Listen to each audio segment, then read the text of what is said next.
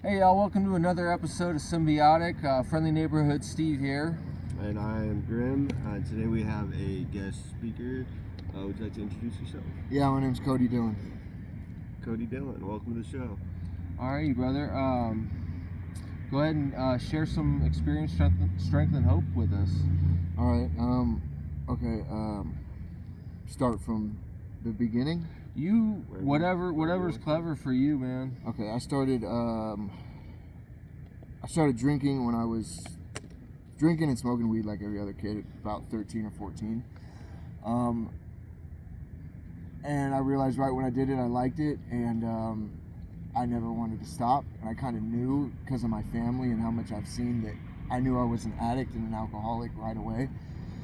My cousins were kind of the first ones to give it to me. They were living a whole nother hidden lifestyle. I mean, they were gang members. They were, bringing shit in and out of the house. And I've seen a lot of stuff growing up, but for the most part, my mom tried to shelter me, but, she tried to. And so for the next, I would say, 5 years, I was trying to be like my cousins and my uncles. Gang members and bikers and shit like that, and drugs and alcohol was just it was just a thing. We all did it. And about 19, I would say 14 to 19, it was weed and alcohol, and then it was coke, ecstasy. I started to sell meth for my cousins and hold meth for them. When I was 18, my cousin got arrested for murder, and that was pretty much the end of that. I contacted him through mail and phone. My other cousin ended up getting killed when I was 20, so they pretty much came out of the picture, but they left a mark on me, so I felt like I had to keep up that same, I guess, energy, you would say, and then around 19 or 20 is when the opiate epidemic happened. All my friends went from Norcos and Oxycontins to smoking heroin, and then started shooting heroin. I was smoking heroin. Well, we first started doing it we would mix it with our coke and snort it, and then it just became, well, fuck the coke, let's just do heroin. And I became a full-blown heroin addict before I was 21. And still, I was young and I was able to maintain it. I had my first daughter when I was 20.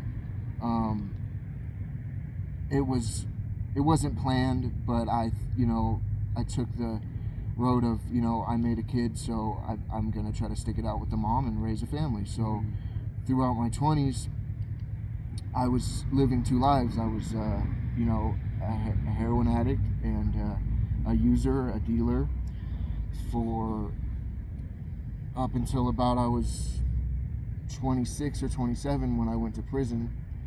And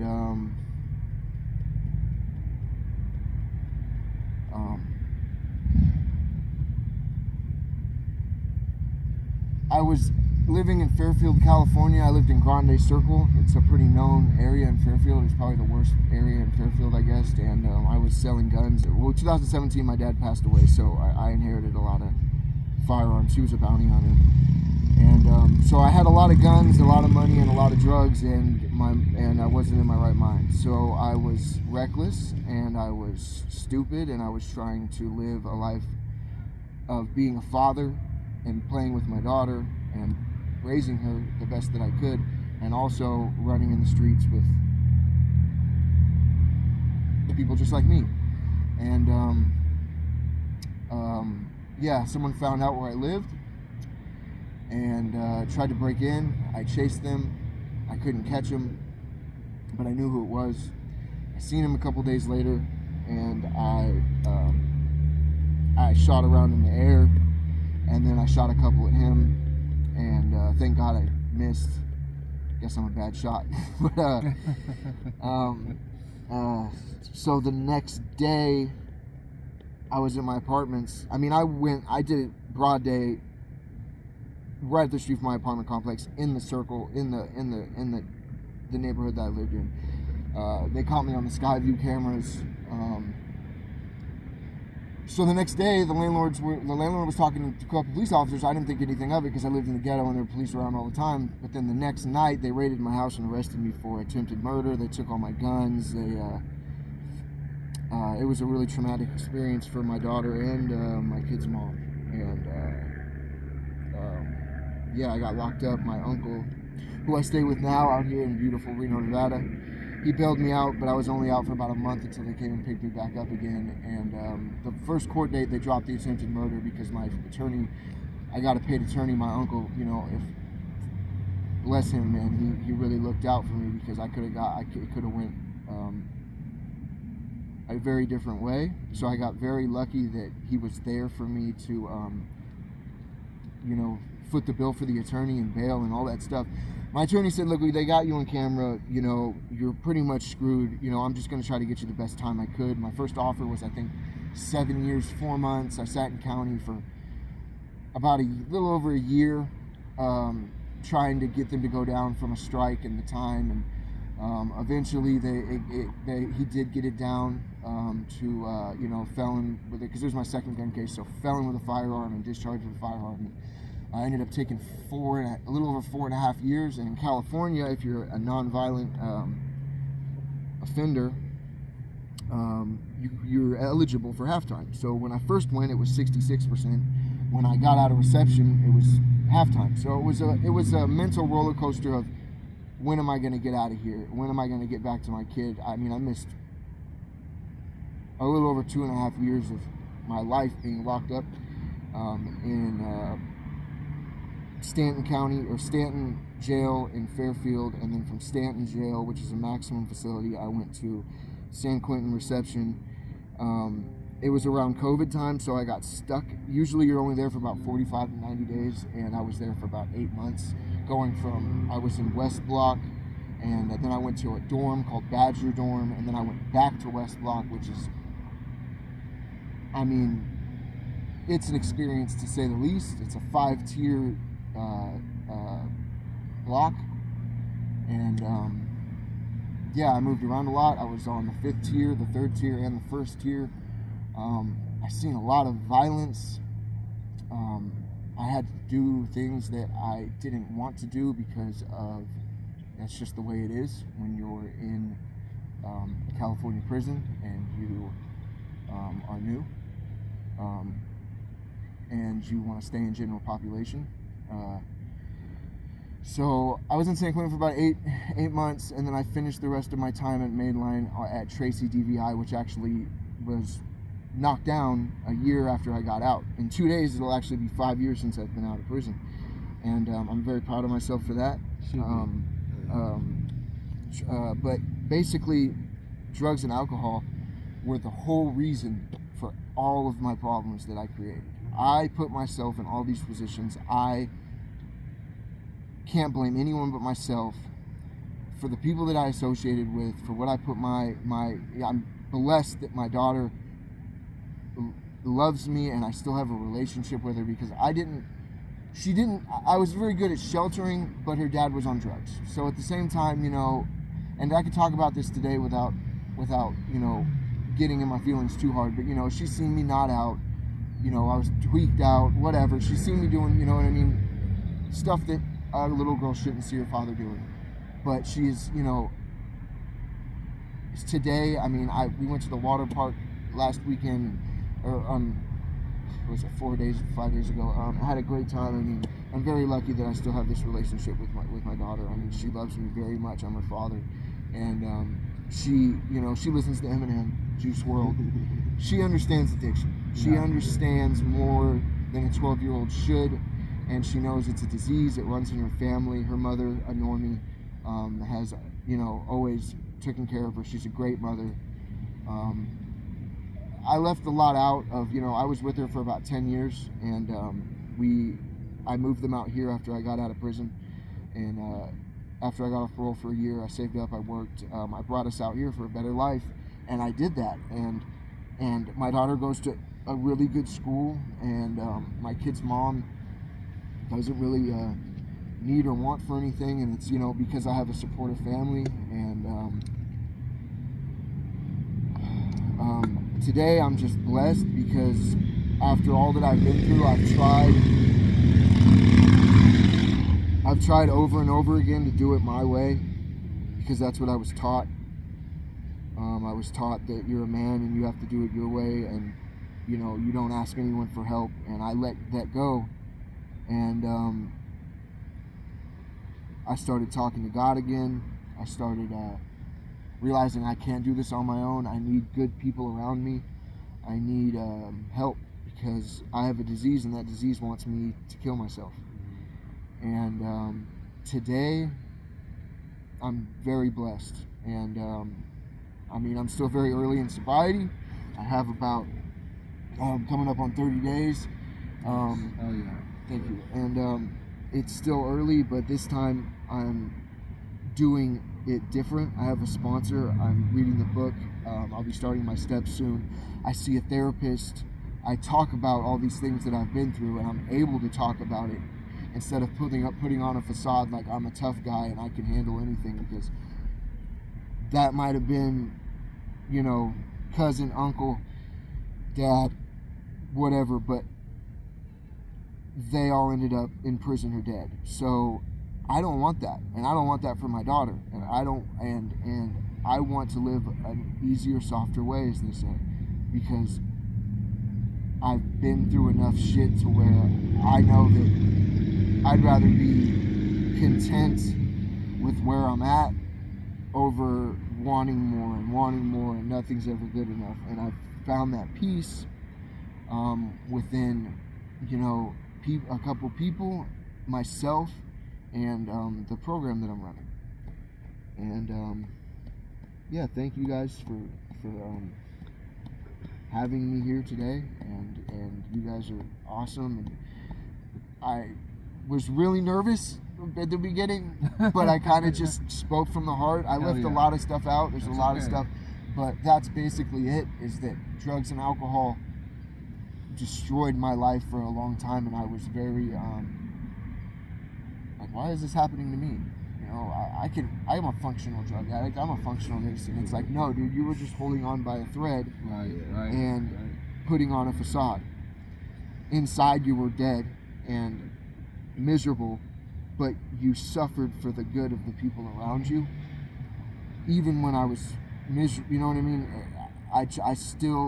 I always kept a roof over my kid and my kid's mom's head, and I always handled my shit, but I was miserable and strung out and just holding on, and I never realized that until I actually got sober, was forced to get sober in jail and prison.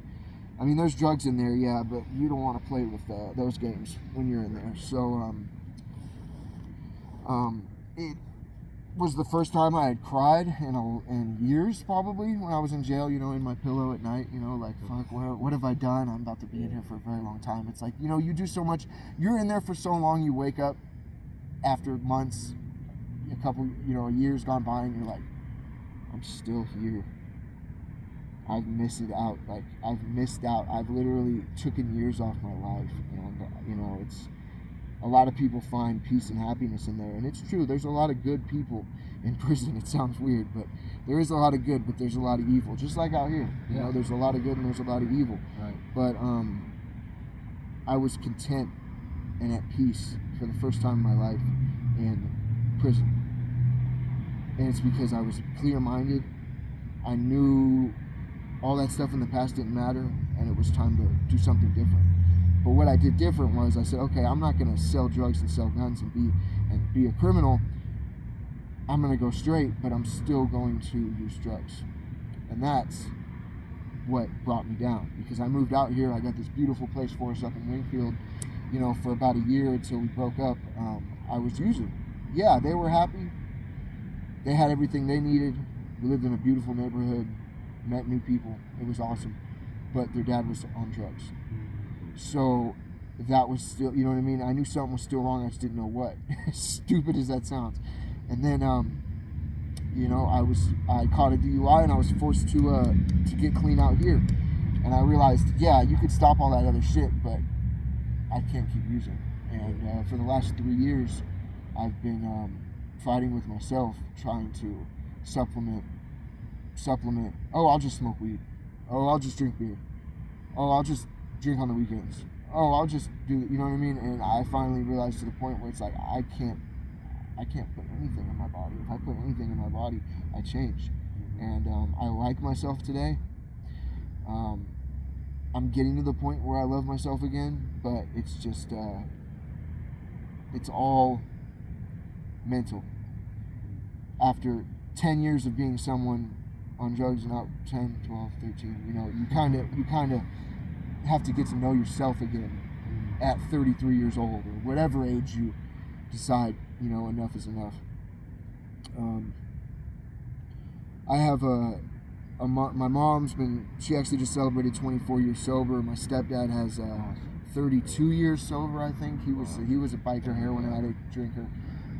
So I have a lot of sobriety in my family. I have a lot of support in my family. There's mom's side and there's dad's side, and it's night and day, you know. And you know, I'm just blessed to be where I'm at today. And thank you guys for having me. And you guys are awesome. This was like therapy for me. I'm glad you guys getting all that out. Yeah, very you know? inspirational, man. No, we appreciate you coming on here and doing that, man. That takes a lot of spine, a lot of balls. You know, and I've known you for what, about 2 years now, something like that. A little over 2 years. Yeah, a little over 2. Yeah, and you've always been a good friend. You're a great man. I appreciate your wisdom. You know, we see each other in the rooms and stuff like that. I love your shares. Speaking of which, you know, a lot of this is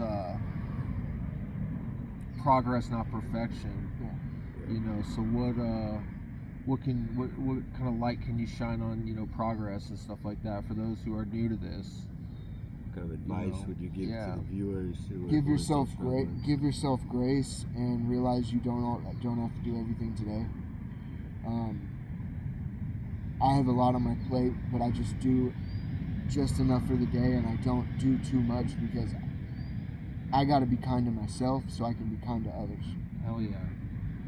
So if I overwhelm myself and I'm just upset, stressed, and dealing with, it's like, all right, take a step back.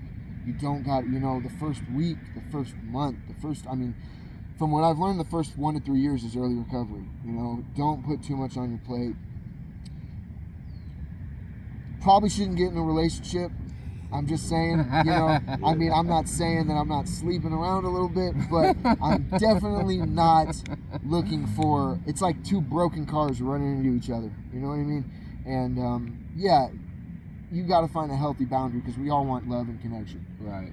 But work on yourself first, because if you don't love yourself or at least like yourself, how are you going to give that to someone else? You got to always fill your cup. I always put my family, my mom, you know, money, women above me and my mental health. Right. And today, I just do what's best for me every morning, which is, you know, I have my own routine. I don't need to go into it because it's, you know, religion and reading and stuff. Yeah, that's my thing. Yeah. But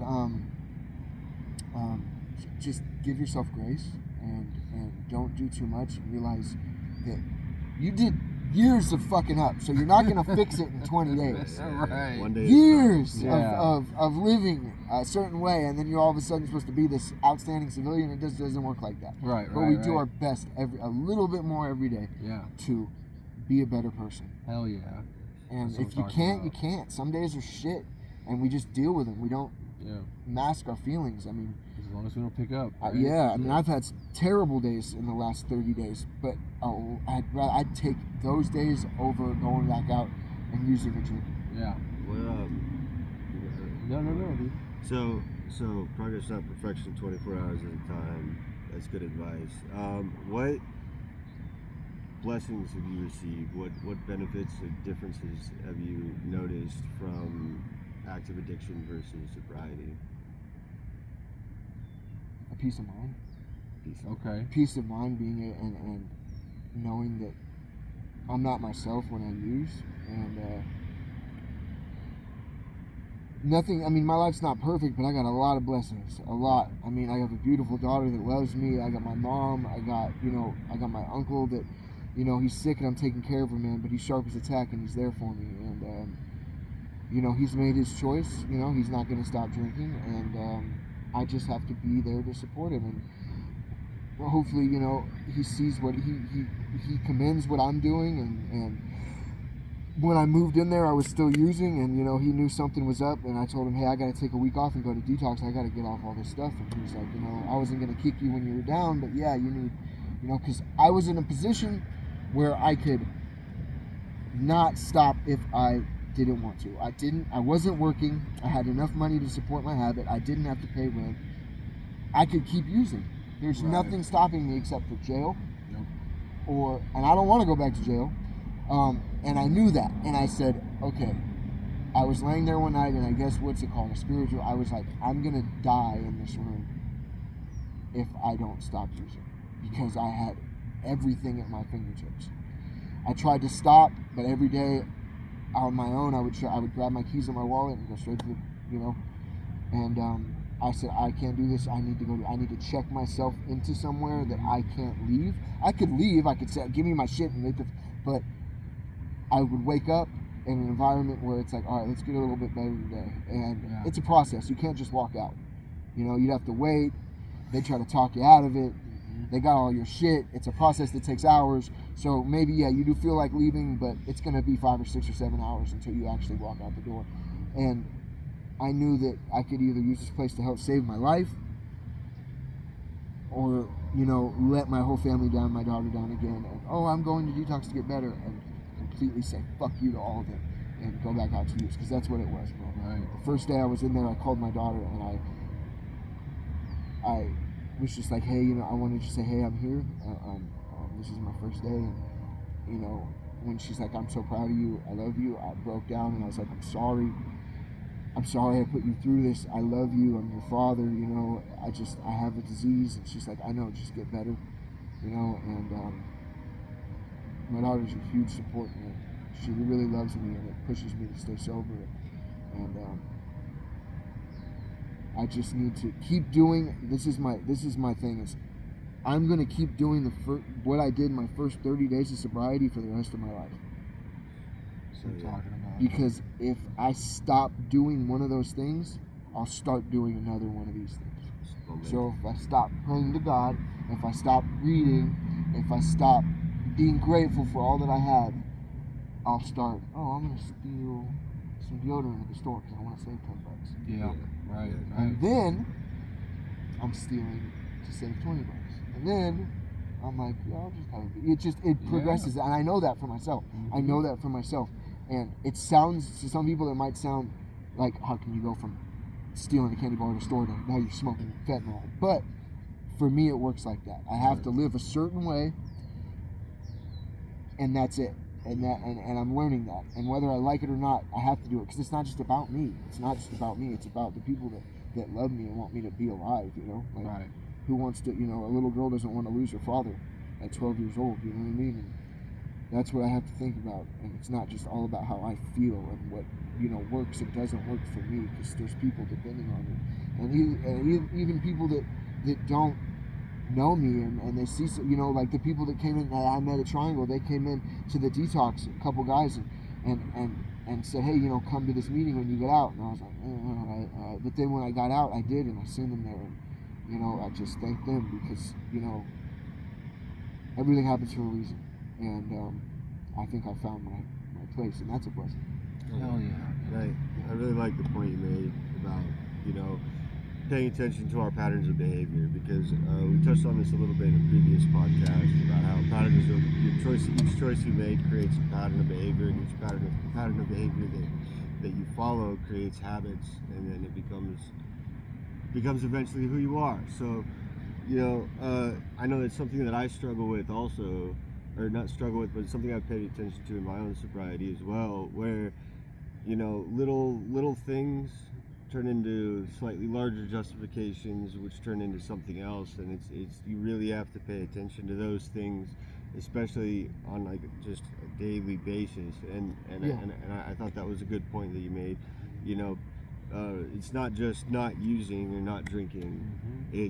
It's also these little inclinations that we have, these little choices that we make that will eventually lead to something else. Yeah. Yes. So I think it's important to, I just thought it was important to reiterate that. No, Yeah.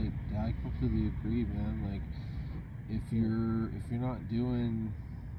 not working on yourself, then like I imagine it like you know, you're in a manual car going up a hill. You know, you start stalling and shit, dude. Like you start backsliding, dude. You start going down the hill, man. So like that's kind of the same thing I view recovery is like, dude. You got to use that momentum to just keep going, and keep going, and keep going. No matter how hard it is. Yeah, absolutely. Like 1% better every day, dude. You touched on that. It's like just be a better person than you were yesterday. Yeah. And it could be as simple as opening a door for somebody. You know, it could be just telling them, hey man, I like your shirt. That's sorry. No, go ahead. That go is ahead. another thing that I wanted to say is that Yeah. I've realized that helping people makes me feel good. Hell yeah. When I'm able to give someone something, or just even open the door, give them a piece of candy. You know what I mean? But little stuff like that. You know. Yeah, and absolutely. people smile. It makes me feel good. Before it was all about me. Mm-hmm. What can I get? I'm not giving shit. It's all about me. Yep. And that was miserable. I was miserable. I mean, I have to find balance because a lot of people, especially the people I know in and out of recovery, I have a friend, Anthony, he just got out of jail. He was doing great, man. He had his own tattoo shop. You know, he bought a new Audi. He was sober. He was running meetings. He was doing great. And, you know, I'm not going to put his business out there, but probably shouldn't even put his name out there. But he fell back down to the bottom. And, you know, he reached out to me and vented, and I'm like, I've been there, but you're a tough motherfucker. You'll get through it. Yeah. And yeah, maybe for God's sure. in my own way. God's trying to teach you something, man. Because every single time I was at rock bottom, which is a couple different ways, Right. I've been rock bottom to where, like, you know, you could be like homeless, not have, you know, any money, any support, or just be in a really tough spot like that. But you could also have a lot of stuff going for you, but mentally be at rock bottom. Yeah. So where you're like, absolutely. none of this stuff is making me happy. Right. The stuff that I thought that was going to make me happy, the car, the money, or sleeping with women, whatever you're, you know, being content where you should be, but being like, I'm not grateful for any of this shit. I don't give a fuck. I'm miserable inside.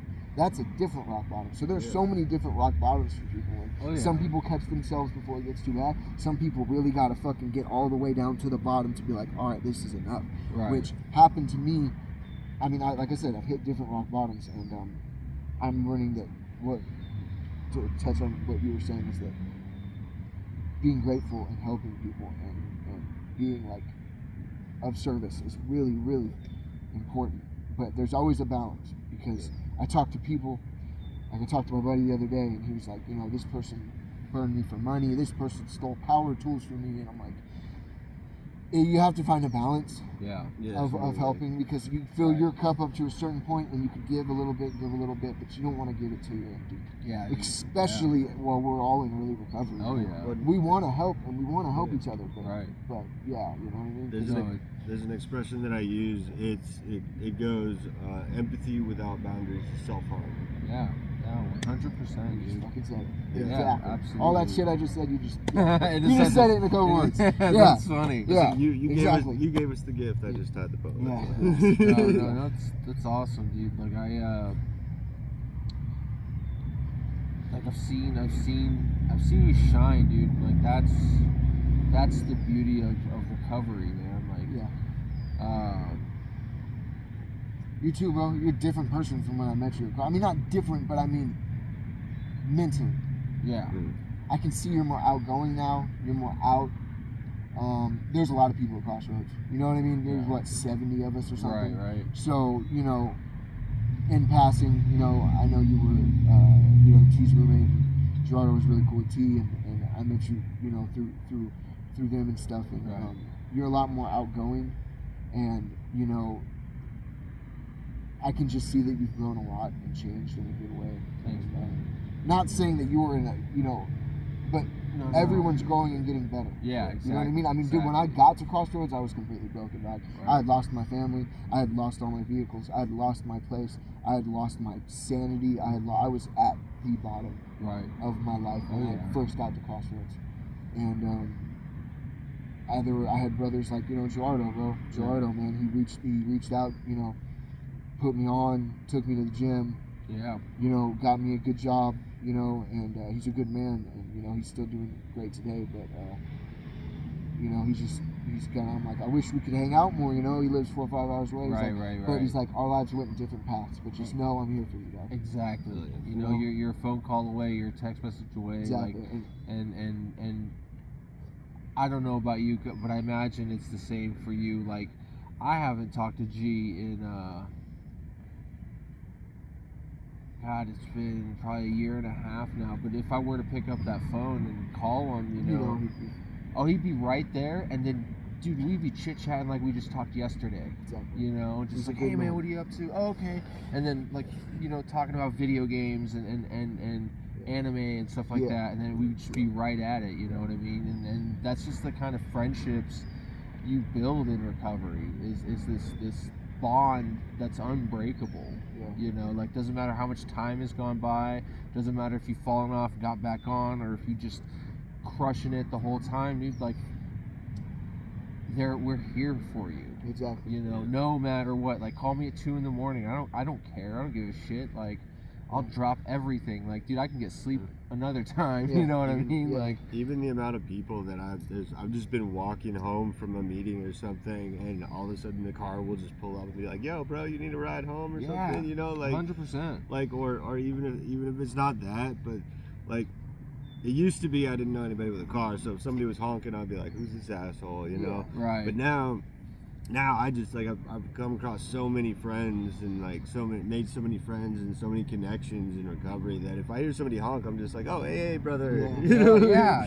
Your mindset changes. It's what's that? There's a saying. It's like how you perceive the world. You know what I mean? You can look at it in a terrible way or a good way. And when I was in addiction, it was fuck everyone. Now it's I'm kind to myself and I'm kind to other people, so I bring that energy in. You are what you attract. You know what I mean? And you don't got nothing to worry about. So you're like, hey, what's up? You're honking at me. It's exactly. Not, you know what I mean? If someone was honking, it's a gift, wait, bro. Was that the guy that I stole the boots out of his like, truck I'm from ducking or and something? running. For sure. And if it was, hey, I'm sorry, let me pay for it. Right, yeah. You know what I mean? That's how I am today. Today. I'm trying. I mean, sure. When I get to that 4th step, man, I know it's going to be difficult because I got a lot of amends to make. I've reached out to people. Some I won't be able to make amends to, but some might not want to hear from me. Some have already forgiven me, but it's difficult, man. It's kind of hard. I mean, I'm getting easier at saying, hey, I was a piece of shit. I'm sorry. I'm not looking. And a lot of people are like, dude, I'm proud of you. You're growing. You've grown. They just want to see. They know more than me. You know what I mean? Yeah. People know more than me. I don't know it all. Yeah. And I always thought I did. And I was taught, if you didn't know it, you fucking better figure it out. You know what I mean? And now it's like, I'm okay with saying, hey, I don't know how to do this, or hey, I need help. Yeah. And those are the biggest things. I'm a big believer in the fact that, like, I know what I need to know when I need to know it. Yeah. And however that happens, it happens. Whether that's me inquiring about it, or me having a conversation with another person about an issue that I'm struggling with, or it's just I'm in a meeting and somebody shares the right thing at the right time and it just something clicks. But like in my experience, I've never not known exactly what I needed exactly when I needed it. Right. Yeah. And it's one of the reasons why I do my best not to stress about things prematurely, because then it's like, all right, history has shown that when I need it, it'll come. Exactly. That's kind of what I believe, bro. God's put me here for a reason. I mean, I died overdose 5 times, and I came back to life in one way or another. Someone saved my life. I came out of it, different situations. Gerardo was actually there for one of them, and my friend Narcan, he was there, and he knew. I asked him, even though a small thing like that, I was like, hey man, I'm sorry about putting you in that position. He's like, bro, it's nothing. Yeah. I'm just glad you're okay. Yeah. Like, we hurt ourselves. We're our own worst enemies. I don't know about you guys, but I am. Yeah. No, for sure. It's like I have this thing in me that I just want to destroy myself. And Yeah. I gotta water the other side every day. Yeah, dude, for sure. Because I have the disease that wants to kill me. Well, in the past, the grass was always greener because I kept fucking up the grass over here. For sure. But now I have an opportunity to water my own grass. Yeah. You know, and I have an opportunity to stop getting in my own way. And I have a similar experience where, you know, I have a habit of self-sabotaging. You know, and I've noticed that you know it does take time to break that pattern. Yeah, that's know? what I've done that twice, bro. I've built myself up, got my shit together, and then thought, oh, I'm gonna use it, and then threw it all away because I wasn't allowing myself to get good things. Yeah. It's like, oh, something good's happening to me. This doesn't feel right. You know? What's around the corner type thing. Yeah. You know? Yeah. And now I'm just like, let the good thing, that cheesy Crossroads line, bro. At the end, what was it? Dude. Just let the good things happen, dude. That shit stuck with me. Yeah, for sure. That was the part that stuck with me. Every little rehab that I've gone around here, because in California, bro, those whole time, I never tried to get sober until I came out to Reno. Yeah. I tried to quit using drugs, but that's not getting sober. It's not getting sober. Right. So until I came out here, so I've been to every single one of these out here, and I took a little bit from each one. You know what I mean? I met you, and then through him, I met you, and you know what I mean. And then seeing people in the rooms that like the other guy I was his mentor at Crossroads. He had 3 years or 2 years. I was like, damn, you stayed sober the whole time. Right. Like, holy shit. Dude. I'm a terrible mentor. You know what I mean? But I was like, it's so awesome to see you here, you know, because I mean, so many people have died and they're still out there, and it's like, you know, we're 1 in a million, man. And we have to remember that, dude, and we can help people. Hell yeah. For sure. That aren't, you know, because like, fuck, man, I know how it feels to be.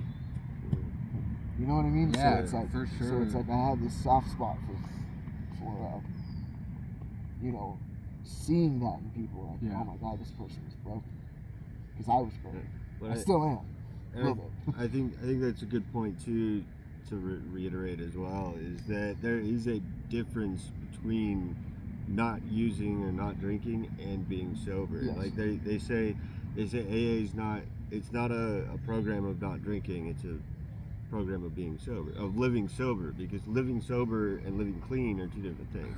Yes. The way I see it is, you know, sobriety is abstinence from drugs and alcohol, but recovery is a journey of healing. Yeah. Yes. You know what I mean? Like You you can, well, yeah, absolutely. Like you have to, like you could be sober and hate life.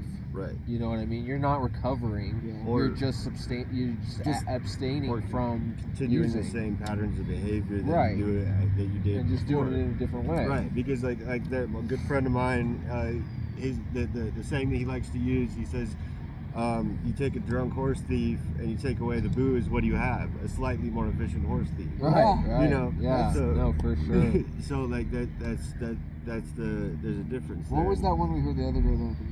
Fuck, everything's real or something? Oh, that one. Yeah. Son of a bitch, everything's real. Yeah, it's sober. Sober, son of a bitch, and his eyes. Yeah. Son of a bitch, everything's real. Yeah. Yeah, sober. So, bro, it was a super big honor to have you on here, man. I love you guys. I love you too, bro. Like, I appreciate you coming on here and like hanging out with us and doing this with us. Like, it was truly a blessing, man. Do you have any last like words for, like, you know, especially for those newcomers, man, or those people like struggling right now? Like, we really want to reach out to that kind of an audience. So like, I know you mentioned it a little bit before, but like for that person that's like, I am so close to the brink of snapping right now and going back, like what would you say to that person, like if they called you right now? So I was gonna try to be funny and just say don't do drugs, but Hey, but honestly, feel it, go through it, and don't numb yourself, because the only way to heal is to feel all that shit that you didn't feel for all those years. Oh man, all that shit's coming back, and it's like the pink cloud or whatever you could say. Yeah. You know what I mean? But like, you're still gonna feel a bunch of shit that you're like, oh shit, I did this, or oh shit, this happened. Like, I didn't even. My dad died in 2017. I didn't even feel it until 2020. Yeah, when I was sober in prison. Yeah. You know what I mean? Like, you're not. Yeah. You know, I wasn't going around crying, but at night, you know, sometimes I'd be like, I never really processed this or that or this or healed from this. So you're gonna have a lot of feelings, and just feel it, and every minute that goes by, sometimes like they say, it's a minute at a time. Just soak it in and embrace that fucking pain. For sure. Yeah. Embrace For all that sure. misery, pain, because it's teaching you something. Right. Yeah. It is teaching you something. I used to say, oh, fuck this, I don't want to feel like this. Yeah. Embrace the pain. Oh yeah. Embrace Good the advice. pain, the misery, because all you're going to do is reset the clock if you Right. use. Right. And then you have to do it tomorrow or the next day or a week from now, a month from now. Oh yeah. It doesn't go away. It doesn't go away. Just But, a delay. you know, just like I was going to say, don't start doing drugs. You'll be all right. You know, Hell yeah. you'll be all right. On that note, I really appreciate y'all watching. Again, Friendly Neighborhood Steve. Grim. Kodak. Kodak. Love you guys. Yeah, thank you so much. Y'all have a great day. Bless. Love you.